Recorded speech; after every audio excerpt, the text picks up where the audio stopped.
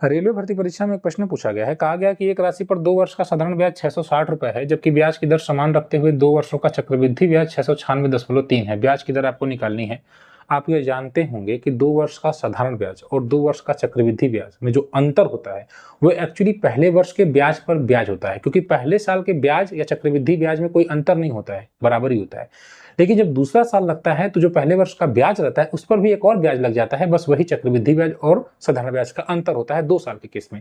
जैसे 2 साल का साधारण ब्याज 660 है तो 1 साल का कितना होगा, तो 660 का आधा कर दीजिए, यानी कि 330 हो जाएगा। यानी कि पहले साल 330 रुपए ब्याज, दूसरे साल भी 330 रुपए ब्याज लगा होगा। जो प्रिंसिपल रहा होगा उस पर पहले साल 330, दूसरे साल 330। अब जैसा कि आप जान रहे हैं कि 2 साल का सीआईएसआई का जो डिफरेंस होता है वो पहले साल के ब्याज पर ब्याज होता है, यानी इस पर आपका जो ब्याज एक्स्ट्रा लगा है उसी की वजह से ये पूरा का पूरा चक्रवृद्धि ब्याज बन जाएगा। ये मैं आपको समझा रहा हूं। तो जो 696.3 है, 696.3 है और ऐसे ये 660 है, तो आप ये देख लीजिए कितने का अंतर आ रहा है। कहेंगे सर 36.3 का अंतर आ रहा है। और ये 36.3 का अंतर कहां से आएगा, पहले साल के ब्याज पर ही ब्याज लग गया, वही 36.3 है। यही मैं आपको समझाने का प्रयास कर रहा हूँ।